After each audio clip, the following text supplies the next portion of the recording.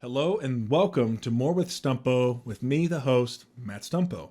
Thank you so much for clicking on this thumbnail to watch this video and giving it a try. Please let me know what you guys or gals think about this video in the comments down below, or you can direct message me.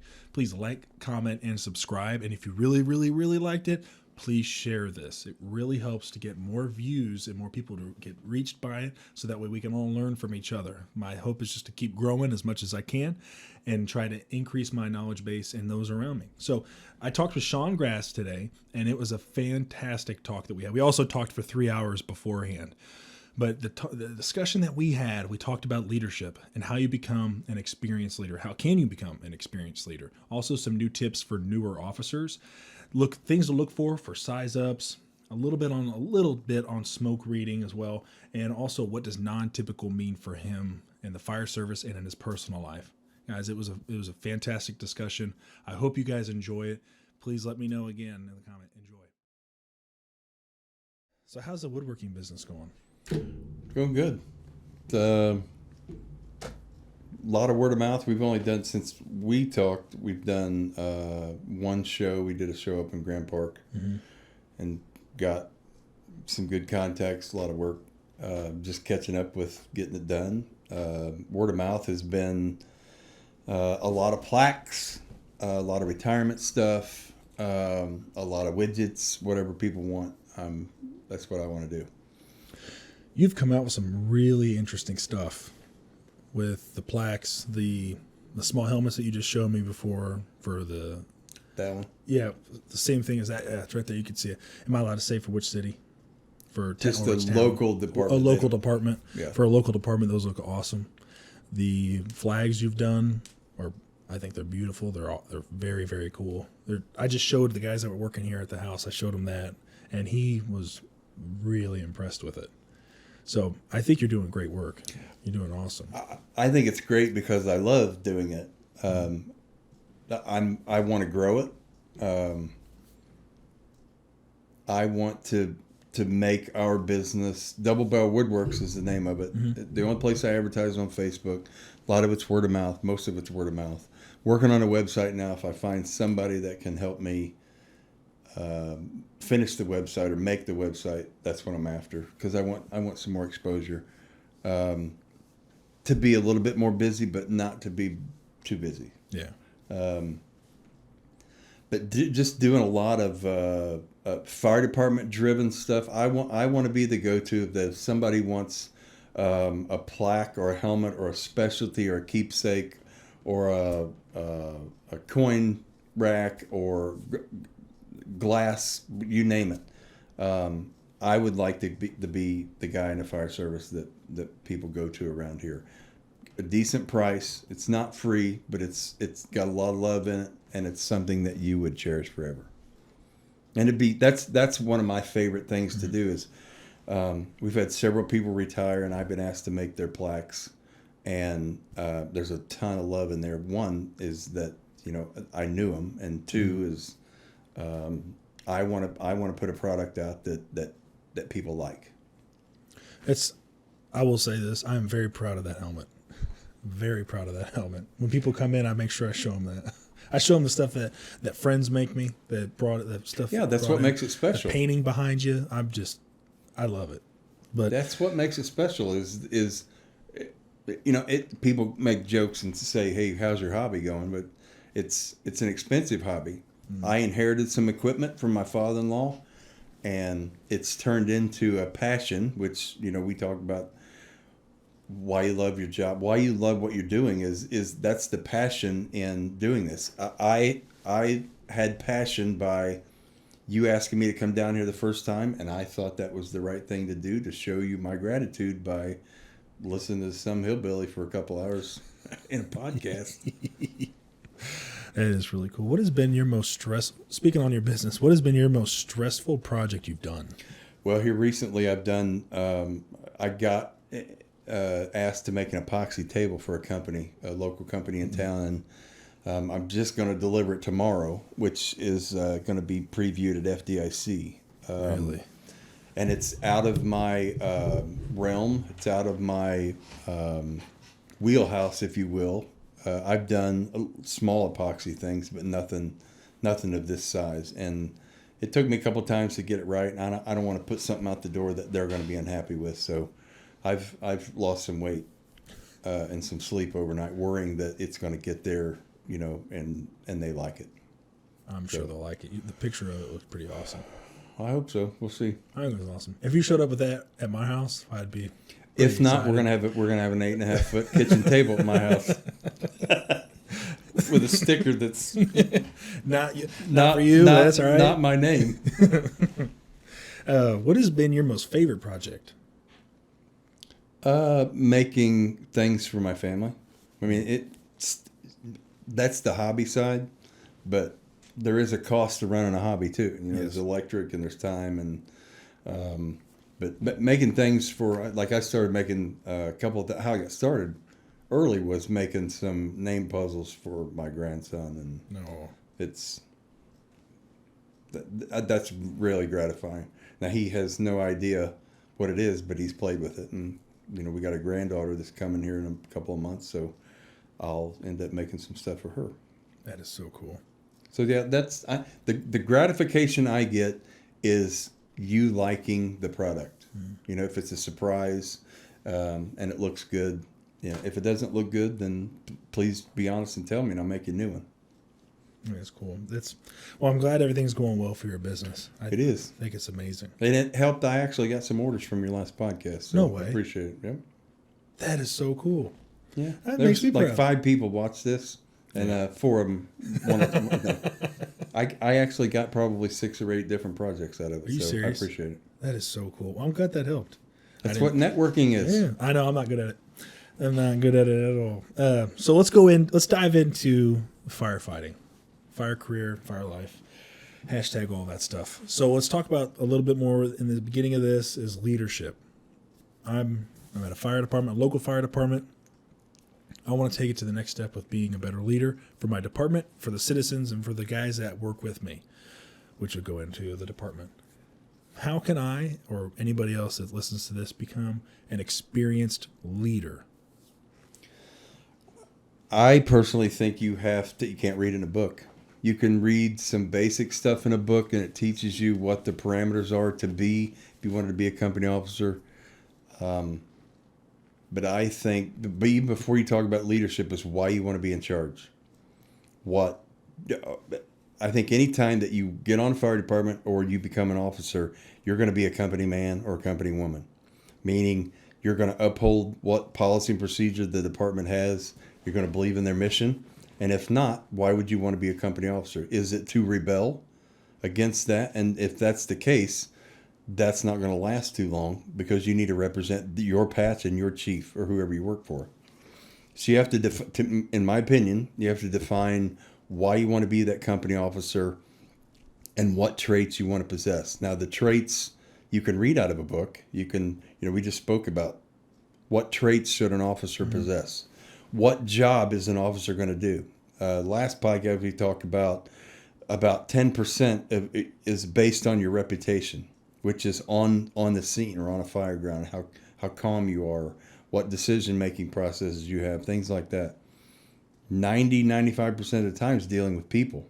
So you have to decide, first of all, you have to, I think, in my opinion, find out what personality you have, and you're going to surround yourself with, if you surround yourself with likes, that's one thing, but like personalities, they may have to change. Mm-hmm.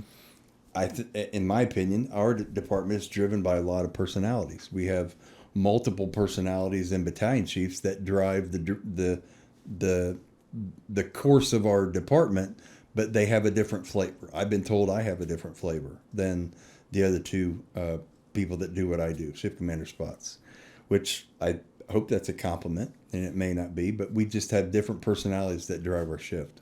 How would you be able to find out what kind of personality you have? There's a couple of personality tests you can take. The one that I'm familiar with that our department did that I like was the DISC program, and DISC stands for 4 different types of personalities. There's a couple of different, and I'm not smart enough to tell you, but I know they exist. But if you wanted to find out, say you work with 3 or 4 people in a firehouse, and you look up your personality tests online, you can get them for free, and get a quasi close what kind of person you are, and then in my opinion, what that does is that's how you communicate with that individual. If I'm a drill sergeant type person, which I'm not. If you're a benevolent counselor, if you don't like crowds, if you don't like people, if you're task driven, you want to make people happy, you're going to find out how to get that person engaged in your mission and to drive how you want to be that company officer for that crew. Now, getting back to your answer or your question is, how do I be a better leader? I think that leadership comes from developing all of those attributes that we have mentioned, going to talk about, and getting the buy-in. But the last podcast we talked about a lot of buy-in. Still, I think that's the drive about a manager is meeting the goals and tasks of what's given on a daily basis. Those are the things we have to do daily, things we have to do weekly, things we have to do yearly. The leadership is why people want to be with you when you do those things. And there's a lot of misconception or perception about some people who have a legitimate rank as a company officer, a captain, a lieutenant, or chief, or the chief. How do I find out if people actually feel that want to follow me? How do I get a following? Do I have a following? I question that all the time. Am I doing what I'm supposed to do to get buy-in from our troops, from our shift, from our house? If you just work in an engine company or truck or medic or whatever, volunteer even, there's X amount of people there. How do you get them to engage, to follow you to accomplish a mission? And that's based on buy-in. To me, that's what leadership is. It's the relationships you make with your people to get them to buy into your cause. And hopefully the cause of you, while you're a company officer, is the cause in making your fire department better each day that you're in that position. Roundabout answer. Yeah. That's what I got. That's what I got. Cool. It's over. That's it. We talked about, if anyone else is listening still, we talked for 3 hours before we even started recording. So I still think we should do an episode. That's something that when you're saying learning about each other's personalities, to me, that pops in a couple ideas and a lot of things that a lot of guys probably aren't going to want to sit there and take the time to learn. They'll do it the easy way, just by chatting with the guy, but sit down and actually study that person. Well, but studying that person means, are they married? What are their likes? What are their dislikes? How do they take orders? Are they a follower? Are they a leader? What are their strengths? What are their weaknesses? It's my job to build our crew up to the weakest link, right? So in order to do that, I have to find out what those are. Those relationships are built, maybe not job driven, but away from here. It's getting a cup of coffee. It's drinking a beer together. It's going fishing together. It's camping together. And someone just unloads on, they start talking. They find out if something's bothering someone. Again, I'm not a doctor or psychologist, but I have found that if you have a problem or an issue in a firehouse, there's usually something underlying driving that.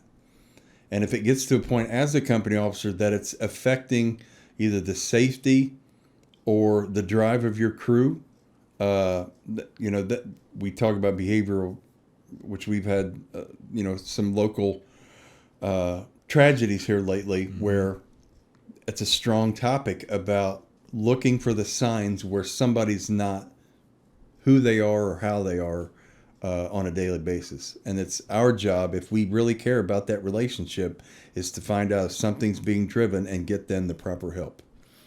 Letting them talk it out is a good start. And we also, on our department, we have peer support people on every shift, and we have some specialty people that are just outstanding, that can get to the bottom or the root of the problem, maybe get those people help before they make a permanent solution to a temporary problem. Yeah.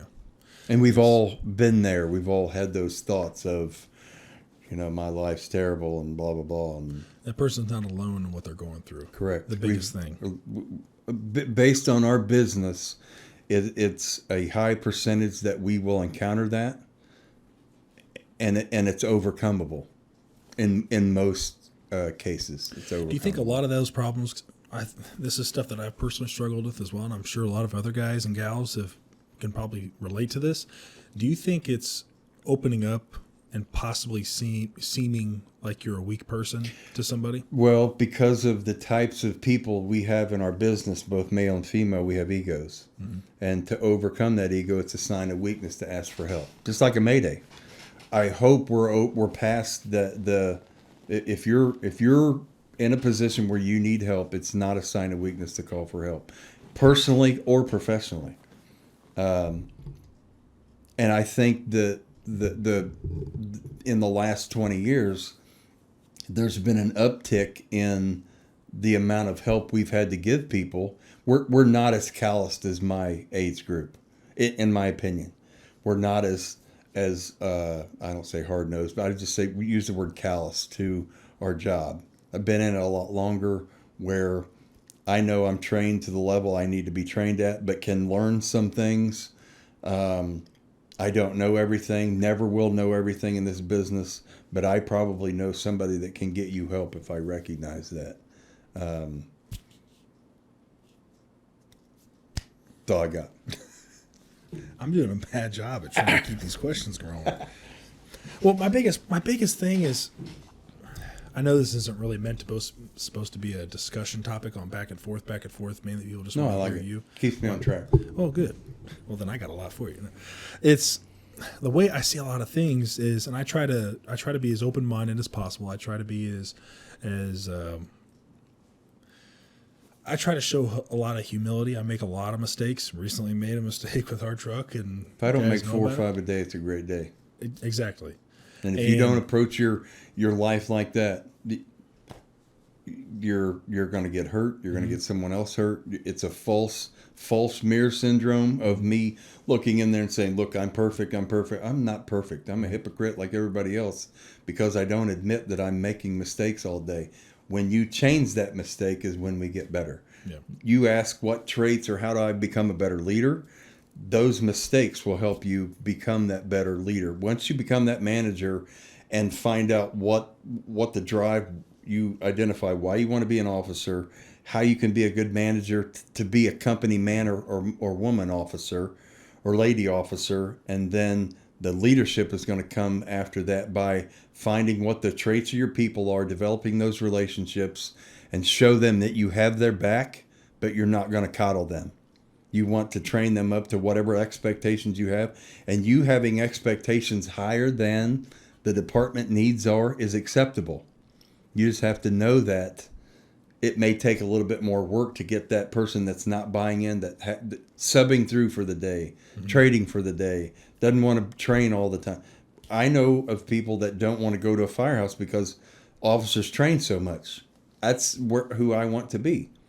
We train for an hour a day, don't beat them up, put a tool in their toolbox, and when they apply that, I know I've done my job. That's kind of the getting back to basics things we talked about last time and can talk about this time. Is that the basics are, think about the 7 things that need to happen. We've already, if I'm going to be a company officer and I'm going into an established house, I'm a brand new officer, you guys either got the same or say we were hired together, we were in the same recruit class, I chose to take the test, I get made, there's animosity there. That's when that relationship and that buy-in needs to be that this is the department drive, this is why I became an officer, this is where I'd like to go, here are my parameters, I need to learn about you. I'm not going to tell you I'm going to learn about you, but eventually you're going to figure that out because we want to build that relationship. We want to make that bond of that relationship. We then want to ask you to do some strenuous stuff that may kill you, stuff that may put you in harm's way. My job as an officer is not to get you killed, to keep you safe, do risk assessment. Safety is first on my list as you as an employee or a coworker. I don't say a subordinate, as a coworker, that we're going to get through this, but it's muscle memory and time by running scenario after scenario after scenario through our heads to keep us safe. But all of that tied together, to me, is how you become a better officer. And I don't say leader, because I think that's something that is given to you, or it's people are going to say, hey, I would follow that guy anywhere. Can I mention what we talked about earlier? Which part? You did a podcast with Steve Dillman. Yes. Love listening to Steve Dillman. I don't know the gentleman that well, but I can tell you that he was, based on what I know, was respected to no end. Mm-hmm. One thing I got out of, and I watched it twice. One thing I got out of it was, you ask him how to be a better officer, how he became an officer, that type of question. But his answer was, he, in a roundabout way, paraphrased, he hoped people would follow. How do you get people to follow you? I get a guy like that who I've never worked for before. I have one phrase, and it would be, I will follow you. And it's based on your humility, your character, never raise your voice. My statement today, in my opinion, is, look, you disappoint me in what we've done here. This is what I expect. This is how we're going to get better. If I yell, it's and it's over, and it's not personal, it's professional. Mm-hmm. He made mention that he never raised his voice. He asked one gentleman to leave his firehouse for one particular reason. He wanted to run a good house. I will follow you is what I remember from that. And that's what I want to be known as. Why? And I need to have justification.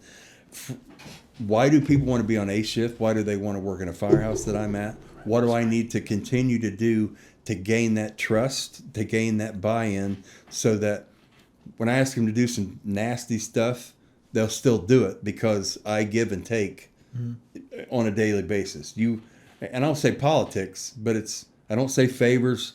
It's we give and give and give and give, and when it's time to really take, when it's really hitting the fan, when it's really to find your gut intuition on an incident, will you follow me? And that's where I think becoming that officer is. You take a guy named like Lieutenant Dillman, where people do anything to work in his firehouse and anything to follow him any time of the day. And I got a lot out of that. And one of your questions, I don't know whether have we talked about how I get better as an officer? Listening to an experienced officer and find out what worked. But you have to think about, it worked for him and his personality, right? Mm-hmm. So you take a different type of personality, maybe that's not going to work to get his or her, if they want to be a company officer, how do they become better? That may not work for them. They may have to raise their voice. They may not be respected enough. They may be younger. So it was also a generational question. He was in the fire service for I don't want to say a few generations because I'm probably longer than us.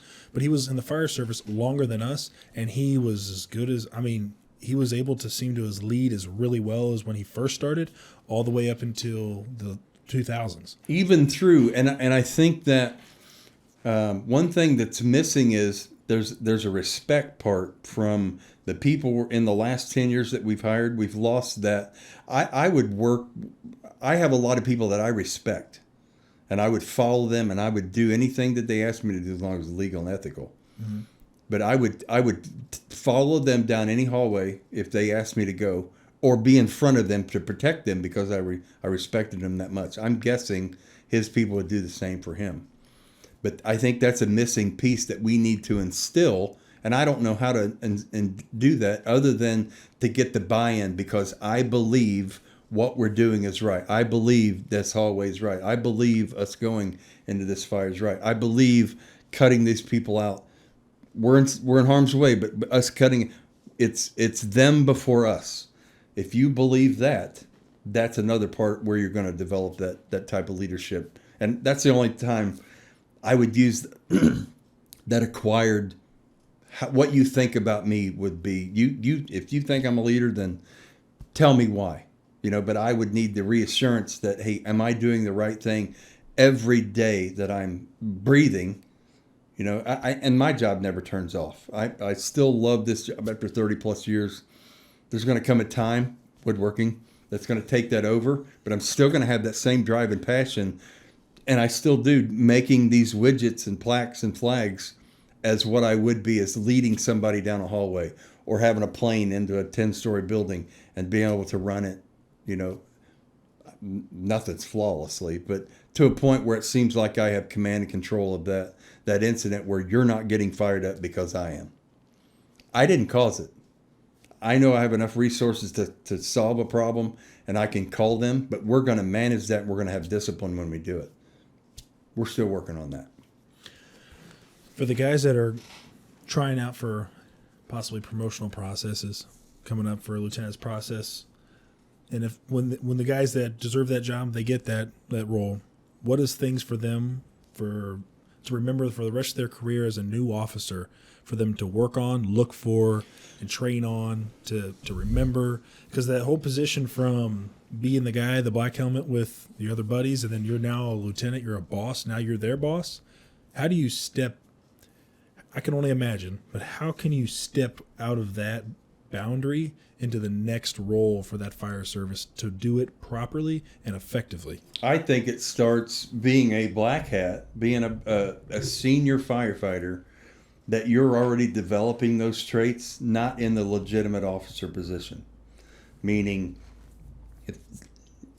I think a good crew, in my opinion, is that you have a legitimate second backstepper that if I'm off, they're going to run your crew based on your expectations when I'm not there. Meaning, they're not going to say, "Hey, my boss is off today. We're going to do it this way today." Your crew makes you look good. When they make you look good, I protect them from the next step. Protect may not be the right word. I'm going to speak for them. I'm going to represent them. I'm not going to cripple them. If I cripple them, then we're not good. You understand that? Is if they're doing wrong every day, I'm not going to say, "Hey, let them go. That's all we know. This is what we've been trained to do." Blah blah blah. I want to make sure that the way they're trained is the way the department wants them to act ethically and morally and professionally when we go out the door. When I'm not there, when I'm with them, when I'm there, that senior firefighter, I think you're developing those decision-making skills. The officers, maybe if you have I don't say weak, not a very strong officer, they're leaning on the senior firefighter to help make those decisions. You look at them, they nod, and the officer makes the decision. It stamps their hard drive on that's a successful outcome. Therefore, when that situation happens again, they remember that stamp on the hard drive. They apply that, and it just becomes muscle memory. I think being a black hat, you're doing that even before being a legitimate officer. Things that you can do. Take classes, have the ICs coming to town. You learn from people who have been an officer before. I don't think one day you're going to wake up in the morning and say, "I think I'm going to be an officer today." I think over time you think about that. There's peer pressure in your class getting made. There's you want to work for a jerk, so you may as well be the jerk. There's other words that you use, but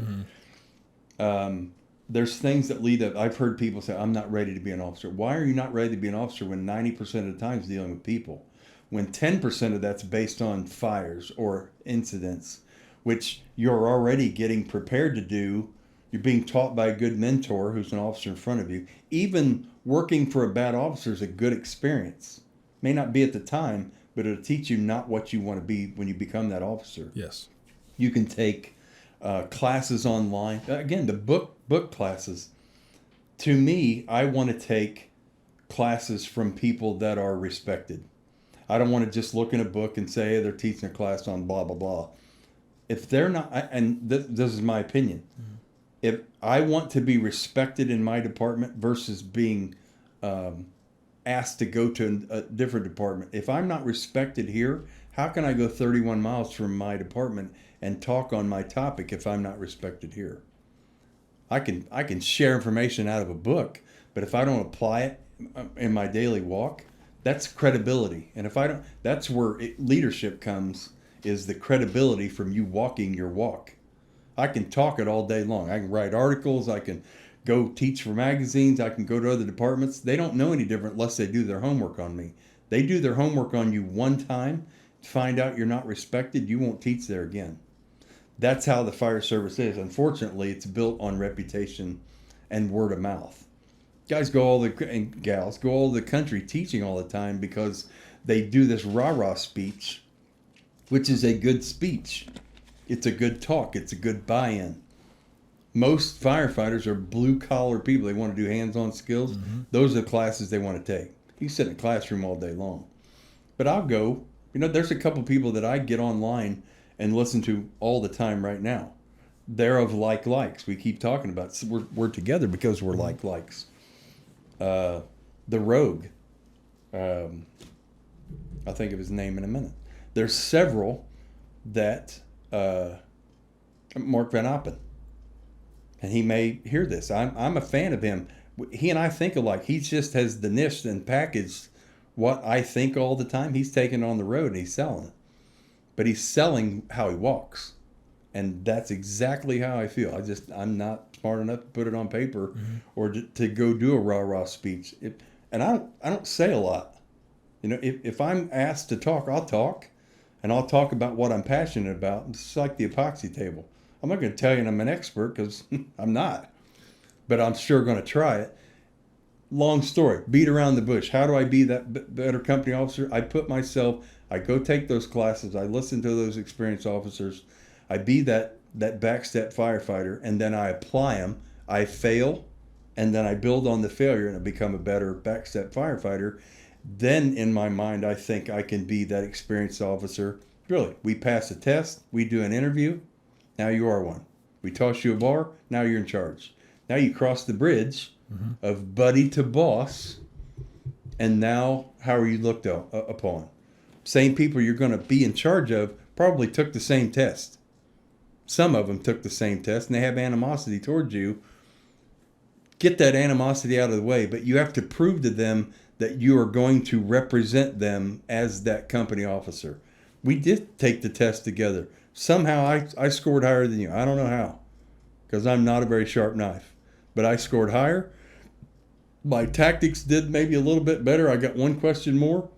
But now here we are. I'm the officer. Now you have to build that relationship. You have to get that buy-in and trust. You have to have apathy, empathy, be sensitive, find out what they like, what they don't like, what their strengths, what their weaknesses are. Build that up to what team you want to build. It's Joe Gibbs' mentality. Joe Gibbs was a great coach. Now he's one of the most successful racing coach or team owners in the country. Why? Because he had the buy-in of being great. And he had the Bible behind him too. Mm-hmm. That helps. That basic instructions before leaving Earth. Yeah. We talked about that for, an hour and a half before this. I don't know if that answered your question, but no, it did. In a roundabout way. I'm always this, hey, we're going to get back to it. Hey, no, that's perfectly fine. That's what I want because that engages a more discussion topic. And I'd like to talk about a little bit of a topic that's a little bit soft. Or not soft. I'll take that back. I take that word back. It's a little bit more taboo to talk about for the fire service is what it talks about in the Bible. It's an incredible leadership book. Incredible leadership book. I've used... And I know I've chatted a little bit about this, but I've used the Bible for more leadership advice than any other class. And it's worked out better than I think anything else has. Again, if you're a believer of buy-in, there were a lot of people that buy into the word. Mm-hmm. The red words are truth. And they answered a lot of, I don't say answered, they solved a lot of predicaments from questions. And the red words were the solutions to the difficult problem that those people were going through, and they worked. Yeah, we believe they worked. Therefore, we buy in. Yes, and until they prove me wrong, that's the answer. Mm-hmm. So with the part of training and topics like that, I already know the answer to this, but at what point should a company officer stop training? I think never. Never. What can you do? An hour a day. I love that idea. What can you do if you do have an officer like that, what is a good jump start? What's a good spark to ignite that old flame, to ignite that fire? How can you? What are some ways to reignite it? I think when you have an officer that may think that they know it all, and you have a bunch of whippersnappers, young, aggressive, go-getiveness, if that's a word, thriving for more drive, is to, one, you have to stay up with the change in technology and the change in the skill. Make sure that how I was trained is how they were trained, how the department wants me to carry this drill out, and stay new on my stuff. Have them show you what skill they're asking about. Show them what you've been taught, and that also will cross over to kind of a leadership type moment where you've seen, I don't know if you watched the Chicago Fire Show. No. There's an older senior guy on a truck that was tried to cut some shortcuts in some rope skills on one of the episodes that I watched, and he got kicked out because he wasn't doing what the department wanted him to do. I think that's still true today, that we always hear, we have a recruit class that's going through right now. Wait till you get out, we'll really teach you what's going on. What do you think they're teaching you? They're teaching you the good habits of what the book, the manual that the country follows, of the 14, 16 basic skills we follow, that we still do on the street. That's kind of our, I don't say the Bible, but that's kind of our manual that we go to for a skill set to be successful on the street as a fireman or a firefighter. That keeps you engaged as that older officer, is that I may be able to show them some tricks that work for us in our time, and then match them with what's being taught today, and we find a way that's still within our policy and procedure and our skill set that a department wants us to follow to still keep us progressive.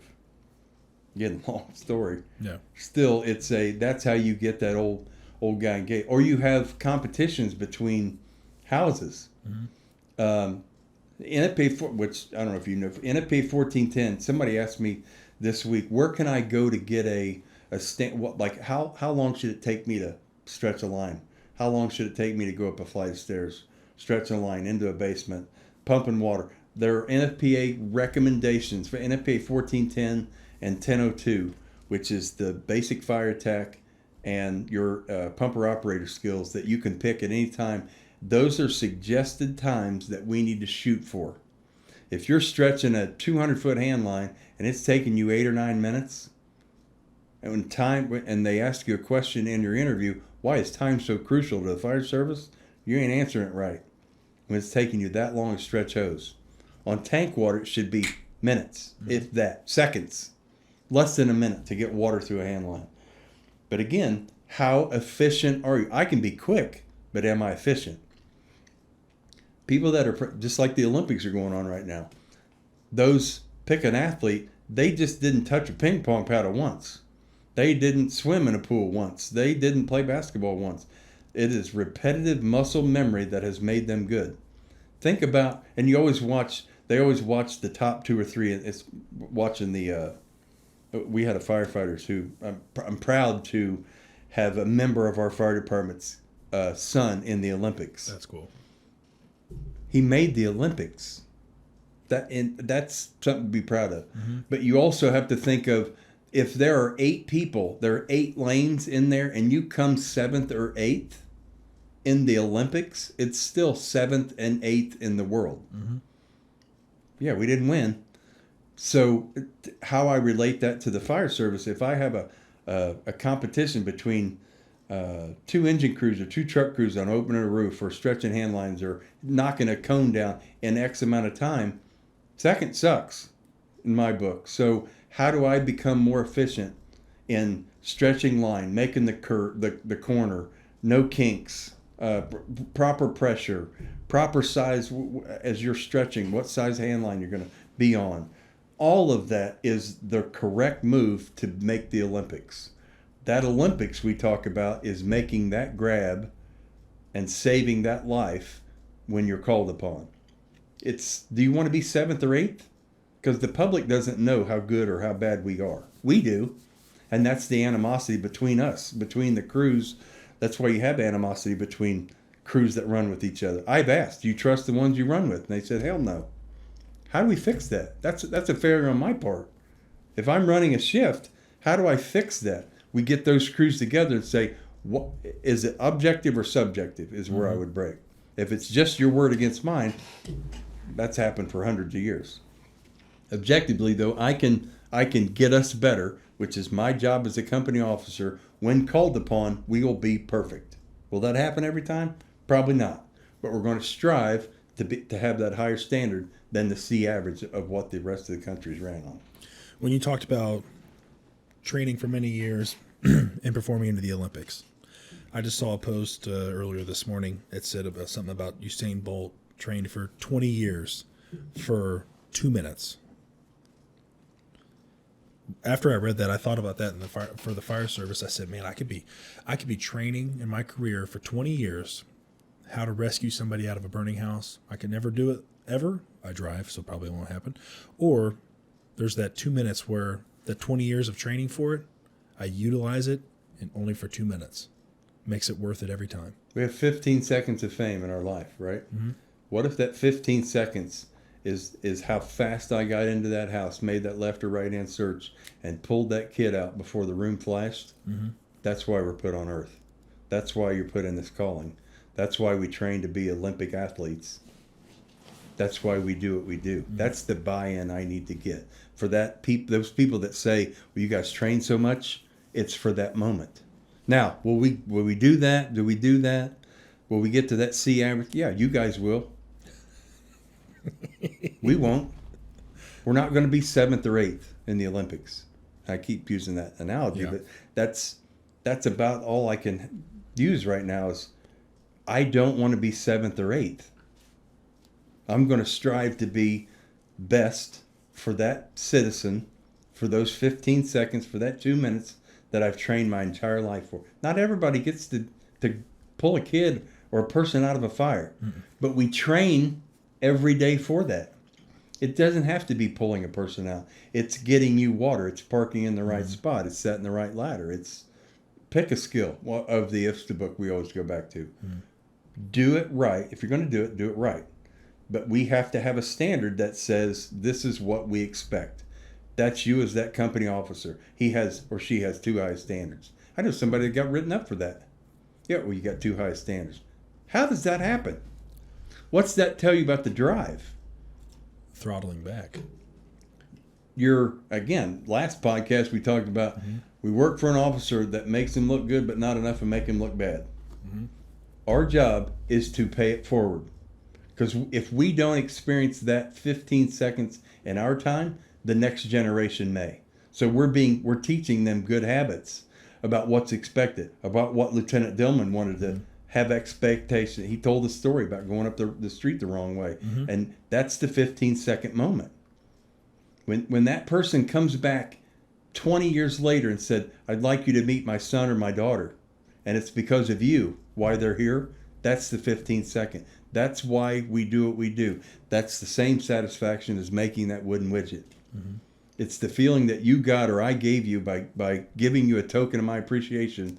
My token of appreciation is the money I get made per day to be prepared for that 15 seconds. If you're not the company officer that's leading that group, you're not doing good enough, in my opinion. When I asked the question about the guys that don't have that flame anymore, how much do you think they hurt the fire department or the future generation coming into it?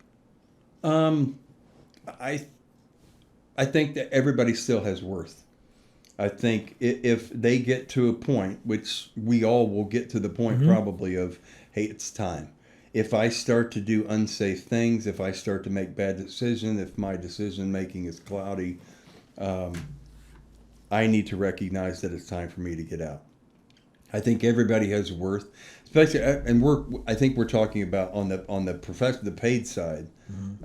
There's a spot for everybody. If you think that, is there another position on the fire department that you can go into, still having a worth on the fire department. Maybe it's on the civilian side. We retire from the paid side, go to the civilian side, still have worth, quartermaster, survive alive, inspections, sprinklers, you name it, something like that, still tied to it. It's just not in that role.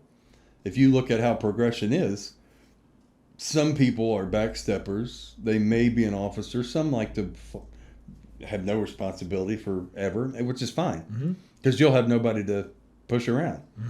Some people drive. Some people want to move up to that driver's spot. Some drive, and then they say, no, it's not as active as I want to be, so they go backwards. They get promoted. So there's all kinds of movement. I don't think they hurt the department at all unless if there's an expectation of the department to say, look, you're not meeting our expectations. That's on a battalion chief level or a captain's level. I don't know what the hierarchy is. In my system, a battalion chief is probably going to recognize that officer's not doing what they need to do. Are we getting them to retirement? We don't want anybody to get hurt money-wise, paid-wise. But there comes a point where we need to have that talk of, hey, maybe you need to go into a different role. This is a young person's game. I can tell you that right now. It's a young person's game. To the part on personal and professional development in the fire service, what do you think that there is missing for the newer generation coming in? I think it's the respect, not just limited to that, but it's hard to teach respect. I think respect is something that you see happen, like Lieutenant Dillman, and I use him for an example because, again, I don't know him, but I know people who have followed him and would do anything for him. I have mentors, people in my life, I'd do anything for them right now. And that is a personal feeling because I feel they're doing the right thing for the right reason at the right time. And I want to emulate that. I want to be like that. And I know for a fact that is a good trait to follow. Therefore, I want to achieve it. Professionally, I think you need to surround yourself with likes. I think sometimes there are substandard employees that you're going to be around that you need to push. What are you going to say? I was going to ask you real quick for anybody who's watching that says, how can I tell if somebody is a like personality? What are some ways that pop into your mind real quick? What are some ways? You sit down and talk 3 hours and you are the like you're going to, I think I have a good gut that within 15, 20 seconds, we're going to mesh or not. And it's because of, it's the same relationship we're trying to drive. If I walk into your firehouse and say, hey, I'm a newly promoted officer, I'd like to work on your apparatus, or I'm going to put in for your apparatus. I don't know how you guys do it, but I'm going to put in for your apparatus. And we get this discussion about what do you want to achieve in 1, 2, or 3, or 4, or 5 years? Where do you see yourself in 5 years? And they go, nah, we got somebody in mind. Now, I didn't ask you that. I want to work in your firehouse, but I need to develop that relationship. If it's, yeah, we'll give you a chance. Which, based on seniority, I shouldn't have to ask. Mm-hmm. That's a courtesy thing to say, look, I want, and my approach would be, you guys are a good crew. You're looking for an officer. I want to be the officer because I'm progressive. I know you guys are go-getters. You got a good reputation. Take care of your equipment. Out the door fast. Good EMS skills. On and on and on. What am I doing? I'm trying to get your buy-in. I'm not trying to get you to say yes, but I'm getting you to fire it up, and then it may open a topic of something that you like, and we start talking. Once that happens, that may be right then you're like. If you walk in and they walk out, I don't take a bag of hammers to tell you that it's not going to work. Maybe something's causing the problem with that person, though. Maybe it's that, yes. Hey, they're burnt out. And I go, hey, do you mind, would you want to get a cup of coffee with me tomorrow? Or can I buy a hamburger? Go eat a steak. Real quick, I forgot to mention this. There's no buffer between the wood all the way up through. So anytime you tap it, I just thought about that. So it's just going to hear boom, boom. It's better than my foot tapping. I'm so sorry. I just now thought about it. I was sitting there and I was feeling it vibrate, and I was like, oh no, I forgot to say We got to something. do this over. No, who cares? They could get their eardrums blown out. No, I am so sorry. I meant to mention that before. I was like, oops. Oh, well, it won't be that bad. It won't be that bad. I apologize. No, I don't. That's all right. Not really, but I know. My biggest thing is if, have I answered any of your questions? yes, no. Yeah, of course you have. You've answered a lot of my questions, and you brought on other questions as well, like things I haven't even written down yet that are kind of getting my mind going on it. My problem I have is I've met some great officers that. What made them great? I hate saying this word. Your opinion. What made them great? Objective or subjective? Subjective.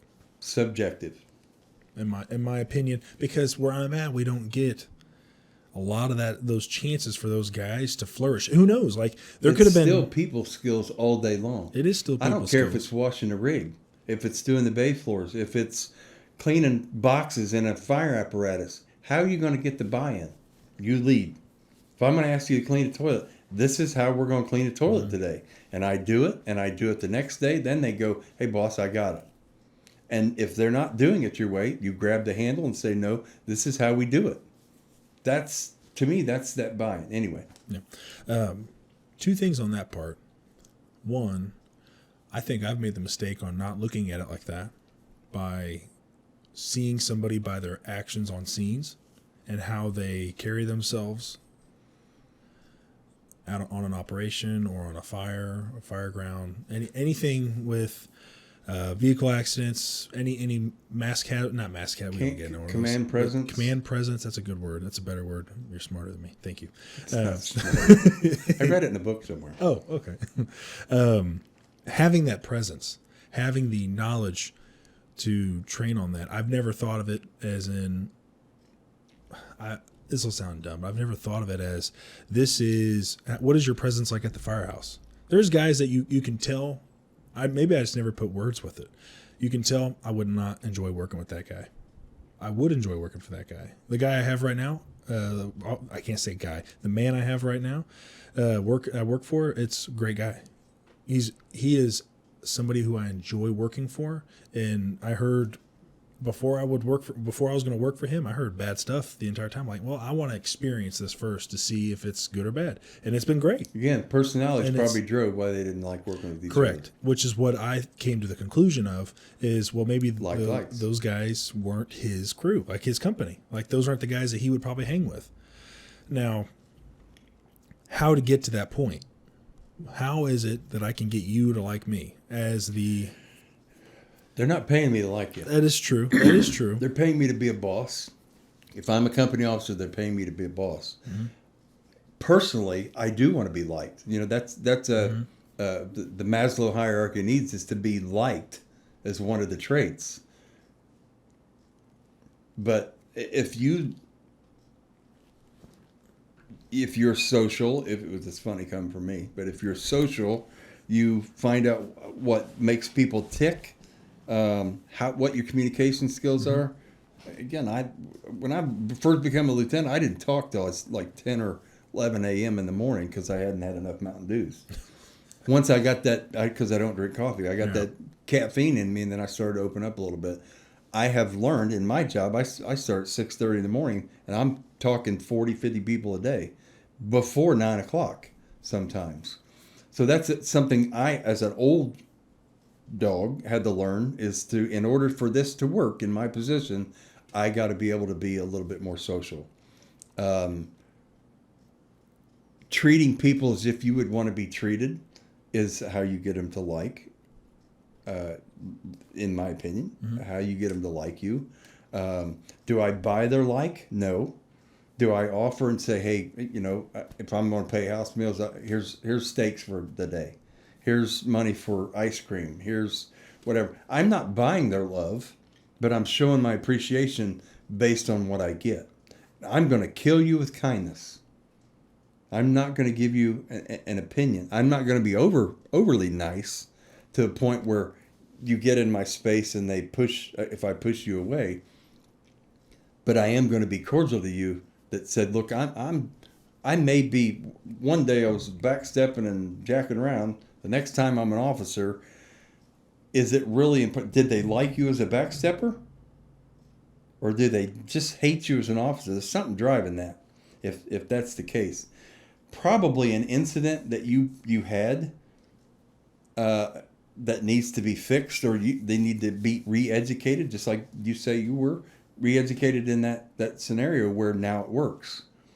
But I would never want to be someone that wanted to buy your I say buy your love, buy your likeness, because they're not paying me to do that. That's earned. Would that be considered underneath the professionalism on fire service for being a good employee, being a good leader, good boss, good tactician? Being professional? Correct. Yeah, I think it's all professional. Non-professional is me wanting to buy your likes or doing shady stuff to make stuff happen, but for my benefit. Being an officer is not about me, the individual. When I passed the test and got the bars, then it became about our crew, in my opinion. It's about we and us. Time you get promoted and hired is all about me. Once I get promoted, it's all about how good we are. And I'm the driver of that. If we suck, then we suck. I start with me. Then that's who that battalion, my boss, needs to come to me and said, Shawn, this isn't working out. But I need a prescription. I just subjectively say, you suck at what you do. Mm-hmm. Tell me how I get better. That's performance evaluation.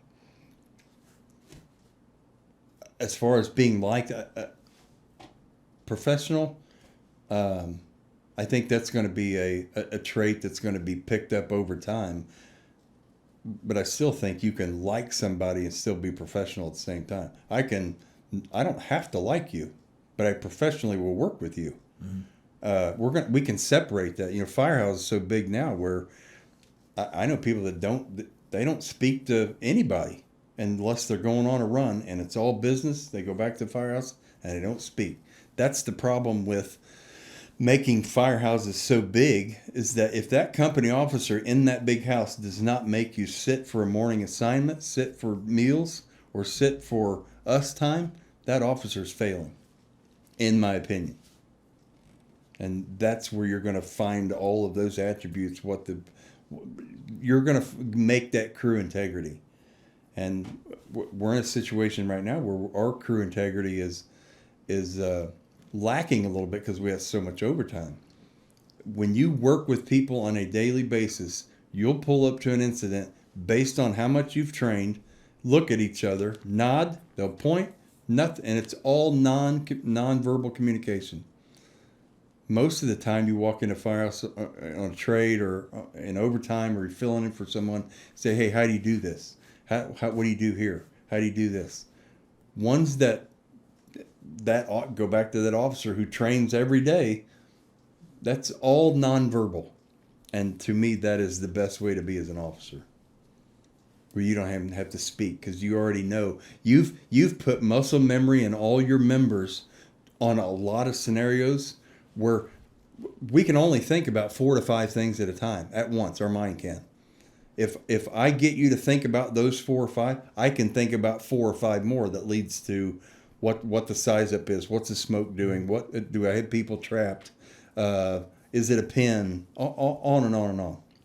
So if I can get your muscle memory somewhere else, I can then, which leads to, if you guys are liking me, we're going to move on. If I've got somebody that is an overachiever and I'm afraid that they're going to go to a different house, or I got some slug, which if I got a slug at my firehouse, I need to do every opportunity to make that weakest link up to where my expectations are. If I can't, then what do I do as an officer? I've exercised every right. I start writing.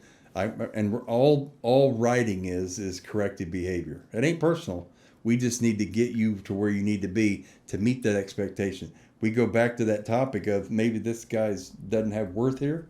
Maybe our system failed by just shooing him here, letting him go to the slower house, covering on and on and on. What about him having a personal problem? Then that's me as an officer. If I develop that relationship, if I see how you operate on a daily basis, and if it's off kilt by any means, I'm not going to pry, but I'm going to give you an opportunity to open up. And I'll probably tell you after a short period, look, something seems to be off. There's something. And it may not be at work. It may be leaving the firehouse. It may be, hey, I need help splitting wood. Do you mind helping me? Well, pick a topic. Yeah. Just so that you're away from that atmosphere, their mind's somewhere different, and they may open up with you. Not under the influence of anything. When you mentioned, this kind of popped into my mind when you were talking about working overtime with other crews. If I'm working with the same crew, which most of the time I do, they can tell if something's going on, if I'm a little bit more stressed at home by the amount of words I'll say either in the morning or mid-morning. They can tell if something's up. Do they ask if you've taken your medicine? I don't take it. No. Well, then there's the problem. No, I take it prescribed as necessary. Oh, I got to do this part. I take it prescribed as necessary. So, but they can tell. That's them knowing me. I'm a very open person. Like, what you see is what you get. Is all your crew members like that? They may not be like that. With how I can tell if something's going on with them, or you have developed a baseline with them to know what's expected of them every day based on their job performance, based on their expectations, based on their personality. I have a pretty awesome crew that you can tell if something's off, and them the same for me. And they again, when you have that, and I call it dysfunctional crew, when you have that dysfunctional crew that doesn't work on a daily basis, that's all I mean. They don't work together on a daily basis. When you have that, it's usually job performance. It's set to your expectation. If you have someone coming from a slow house, coming to that house working overtime that they train every day, what do you think their expectation is going to be?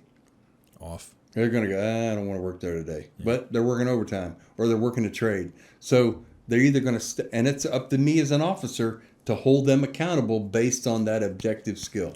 So do you think as a black helmet or anybody that's trying to achieve the higher ranking role of either sergeant or lieutenant, for them to have of course this is an obvious answer to this question, a higher self-preservation of education, of knowledge, of their own, what's the word you just used? You literally just used it. Man.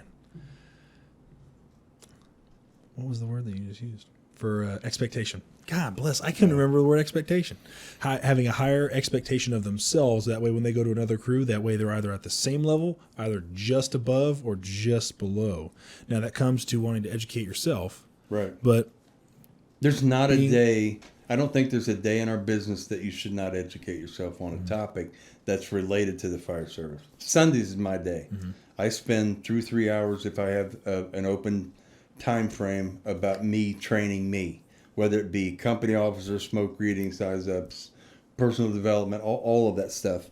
But I still think it's a good practice that there's not a lot of company officer material. Mm-hmm. I mean, there's some canned programs and people are coming up with some stuff, but I think the more you're doing the scenarios, the more stamping the hard drive on what could happen. Because there's not a situation that I don't think that somebody has not experienced across our department.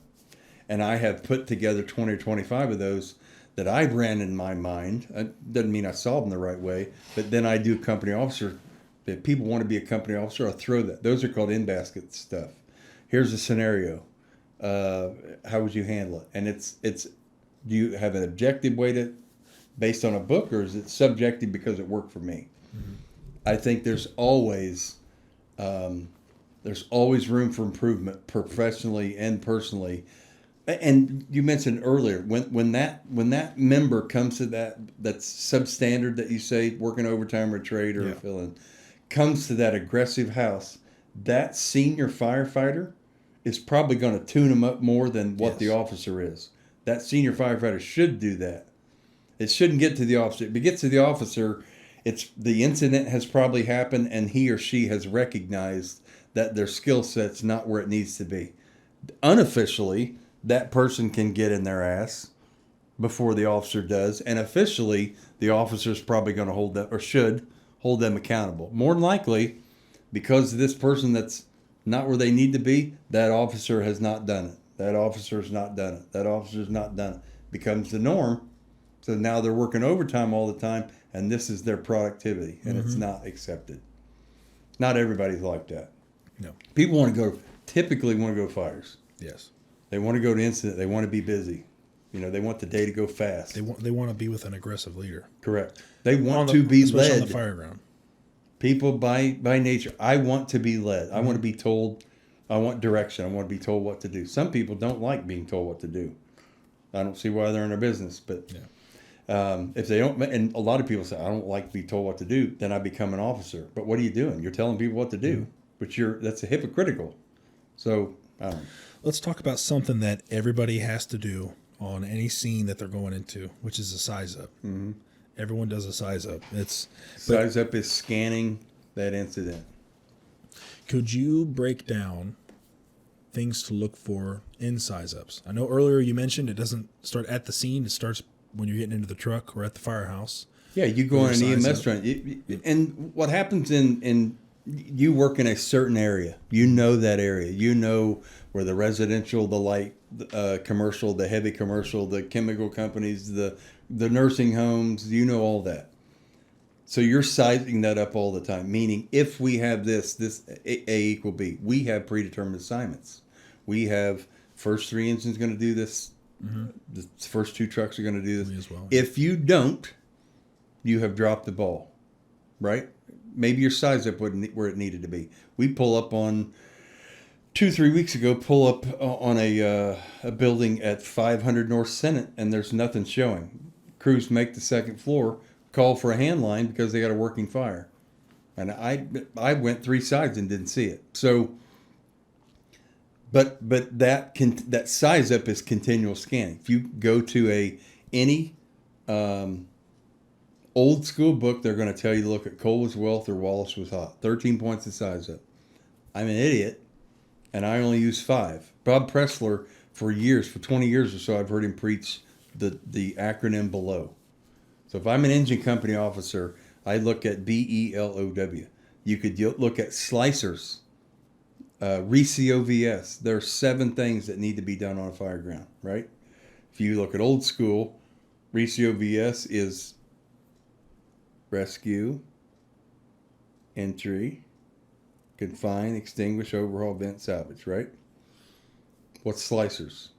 Which is a whole different deal. Same things with the when applicable. The last 2 are when applicable. If you're pulling up as an engine officer, I used to have it taped on the dash when I was early, is what is the building? What type of building it is, means how's it going to travel based on construction. What's the estimated time it's been involved, which I'm reading the smoke, condition of where it's going to be in 5 minutes. Do I have life? This is the L part. Do I search first? What do I look for in a size up? Time of day, which because of COVID or people getting paid to stay home now or getting checks or whatever, you don't know who's home and not. It used to be 11 to 7. Yeah. Most people are sleeping. Now it's a crapshoot. You plan on people being in there and prove it differently by primary and secondary, right? When applicable, based on a risk assessment, which 100 times out of 100, we're going. You make it tenable, we're going. That's our job. That customer's our job. It's that 15 seconds to train 2 minutes for 20 years to make that work. O is the occupancy, meaning is it a residential occupancy? Is it a commercial warehouse that's got a bunch of occupancies in there, a bunch of apartments, which scare me to death? Is it a group home in a 1-story house? Is it a group home in a 2-story? And then do I have water? Which I'm in a system where we're self-sufficient. So below is what's the building, estimated time, life hazard, occupancy, water.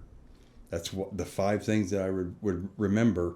And then once I got that, I would remember, okay, here's something special. Does it have a standpipe? Is there any extenuating circumstance? On and on and on. So eventually it works into the 13. Smoke reading, do I have something showing or not? That sets the stage for everybody else to do their job. We prove the run that we go on, we prove it to be a run until we prove it different.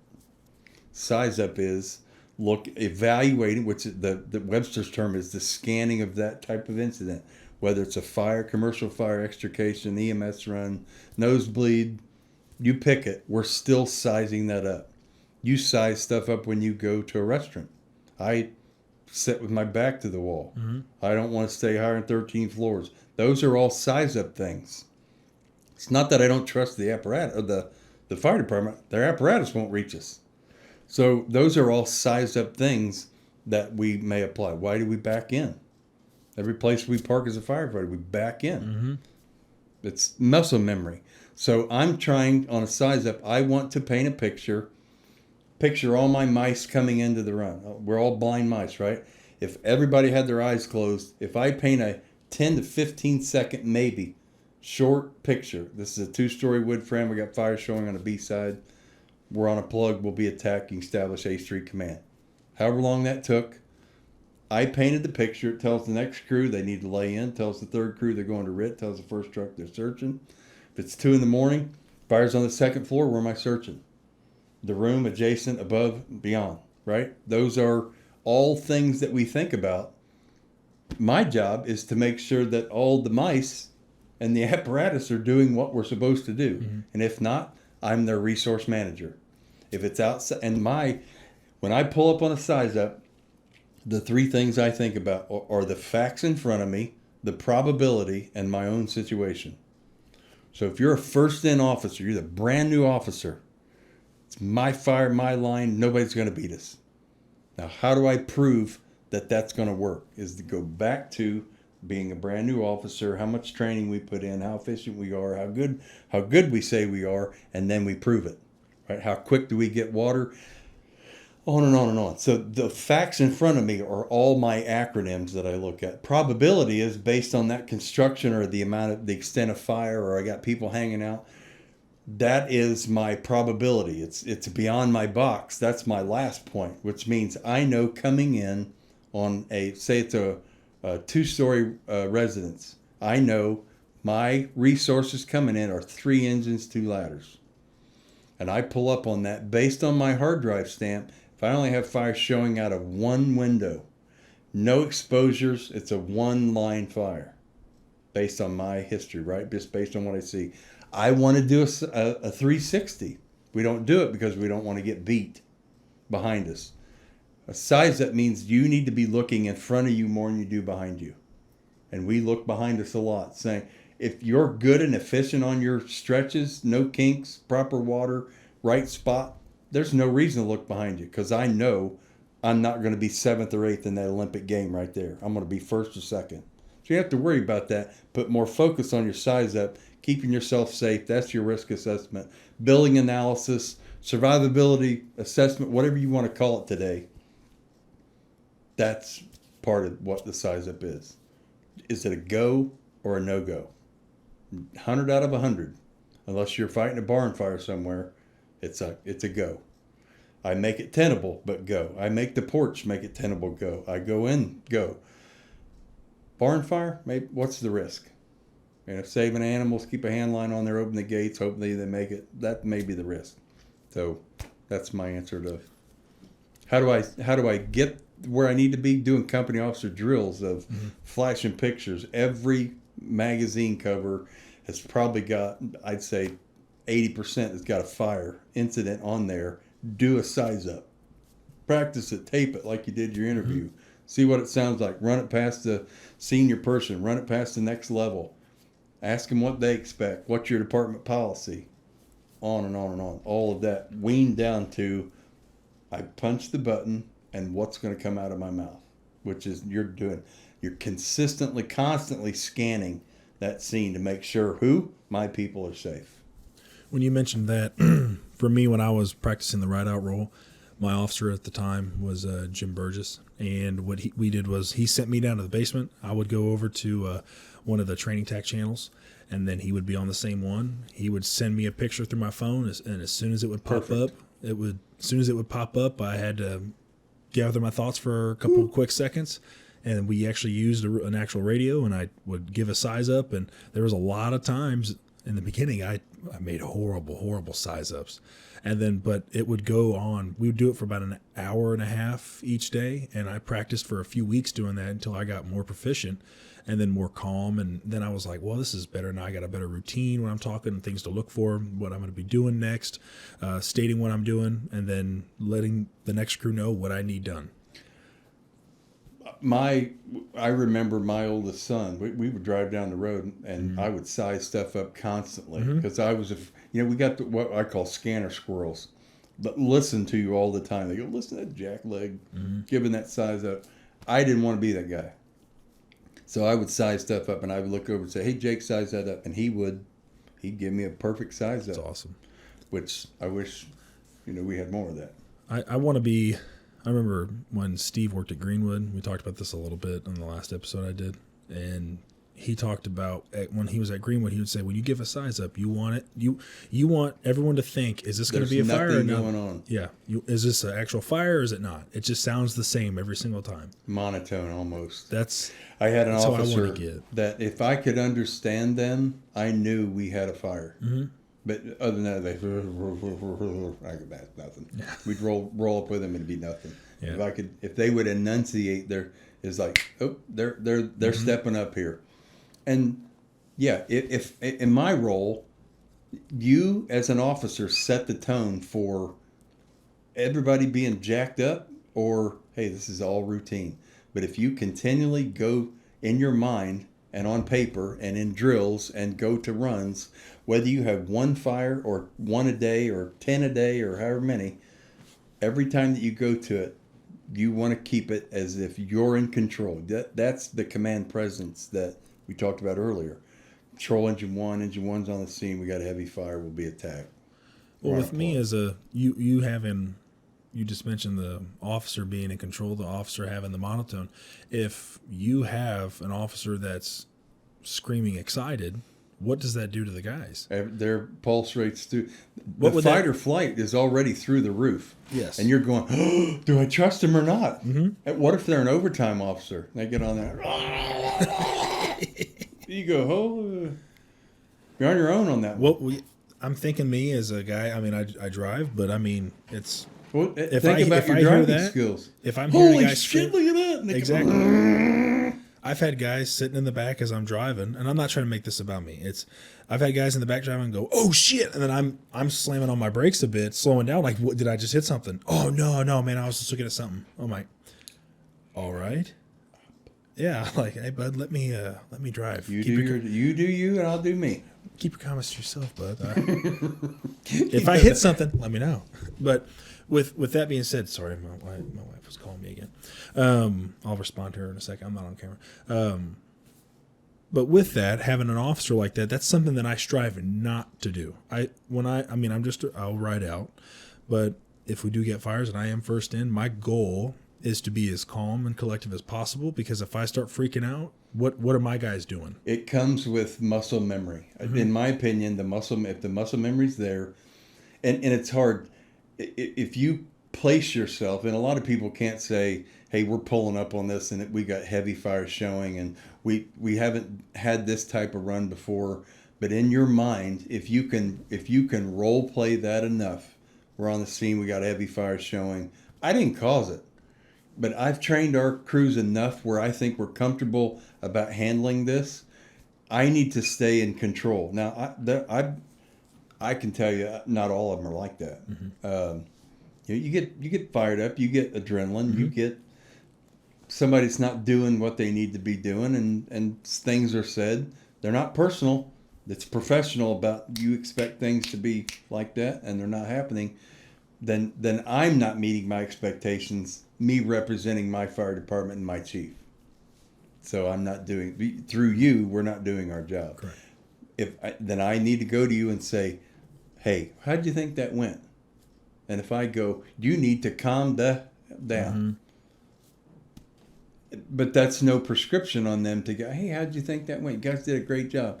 This is something that I would want to work on, which is, how about you just tone it down a notch, do some practices, you're kind of jacked up. If you don't believe me, I'll get the tape.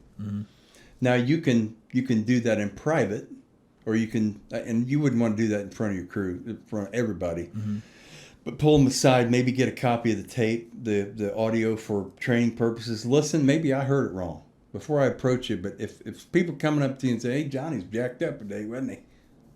Then everybody heard that, and then you know that if it's going awry. And there's some people that need some more practice, you know. But I think that comes with muscle memory and just practicing that on a continual basis. I think I have gotten better, actually, with my trying to not being so jacked up. I think it comes with repetition on it, like what you said earlier. It makes me more comfortable the more I do an incident that's more common. It's easier to talk on the radio. As long as you practice more often, you have a good officer that can take you into that and train you on it. I think you do just fine. The other piece that I'd throw into that is run a cue. Put some noise behind. Put some noise behind your size up and make you concentrate on what your task is, and then you can do the what they're saying behind you and those comments and people banging on there. My kid's in there, my kid. And you're trying to do a size up. That's where you're gonna get that muscle memory to say, you know, we got this. You're acting saying you got this, and you're going, oh shit, I hope we got this. Well, I'll be the first one to say that. I mean, when I was in the ride out seat and I had my first fire as a ride out and gave a scene size up, I was told it sounded good, but I was so I noticed. I look back on it now. I was so laser focused in on that fire, I practically stepped over the hydrant and said we needed a water supply. I mean, that's me. I was first time as a ride out, an officer in that role. And basically, when I opened the door up and the hydrant was right behind the door, didn't even look to see it. I didn't even see it. We have these blinders on. I did have those blinders on. But from now on, we all do it. We all been there. We'll all do it again. And from now on, that reminded me of take a look around before you go in. The fire that I mentioned at Senate and North Street, I didn't sleep that night. I got the tape of that. I didn't manage that right. A whole bunch of crews did great. It was on my end that I just wasn't comfortable. You know, my hard drive wasn't stamped up. Long story. I took command of that. The chief was away. The other chiefs were away out on another run. So I took command of that. People backfilling themselves on this. We had more than what I expected coming, and I didn't manage it right. I didn't sleep. I just knew it wasn't right, and I didn't sleep right. That's my mirror saying, Shawn, you need to get better. So I just slept a little bit the next day. I just can't. I can't relax. And it's not physical by any means. It's mental that there are 289 people working today, and I'm responsible for if it doesn't go right today. And it's not me taking the hit. I'll take the hit for our people anytime.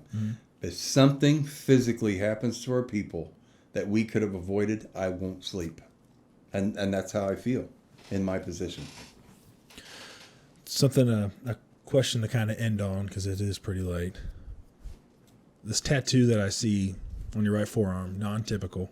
What is? I know we probably talked about this before in a previous episode, but what does non-typical mean to you in the fire service and in your personal life? Personal, twofold. One, I'm a hillbilly, and we own some ground down in Metamora, and I'm an outdoorsman, and I love to hunt.